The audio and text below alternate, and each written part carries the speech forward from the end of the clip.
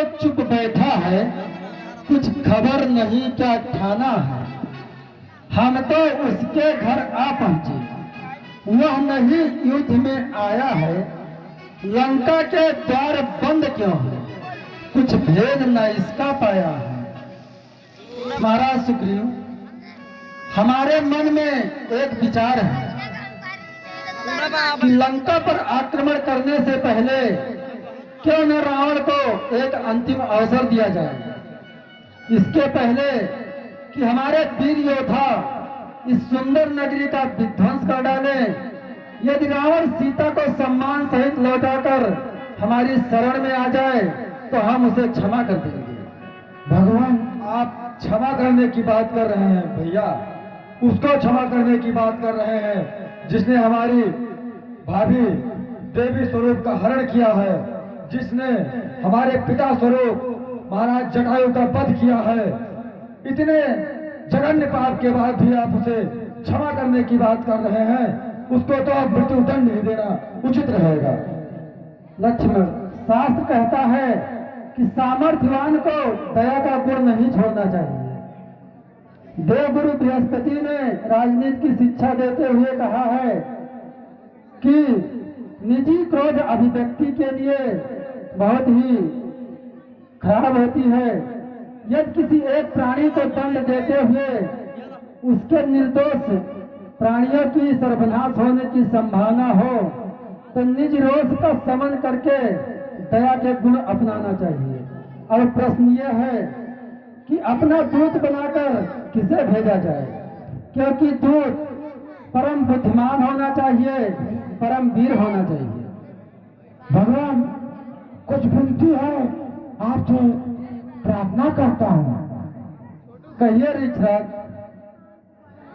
हमारे मन में यह विचार, इस बार हम की जगह युवराज अंगद को भेजा जाए, नहीं तो वो लंकापति यही समझेगा कि रामादल में बस वही एक वीर है।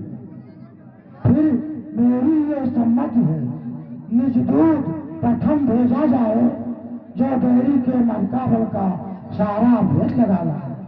संभव है शत्रु सुलह कर ले, तब तो विचार ये सुंदर है।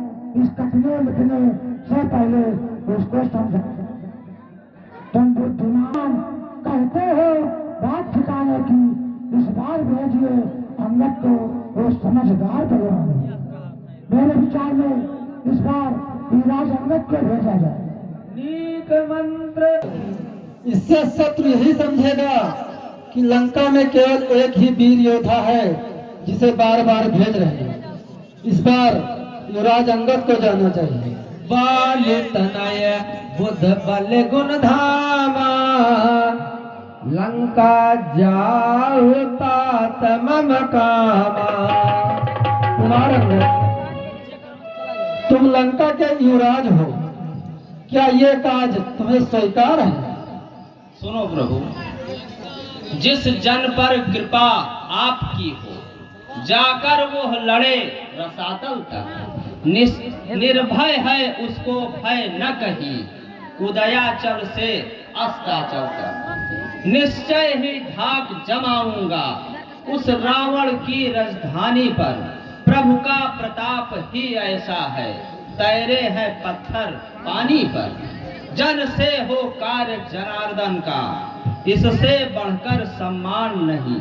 युवराज आपका दूत बने तो कुछ घटता है मान नहीं। मैं भी श्री हनुमत के समान सेवा करने को इच्छुक हूँ। मेरे सर्वस्वर आज्ञा दो, सत्वर जाने को उत्सुक हूँ। दूत का बड़ा दायित्व होता है अंगद।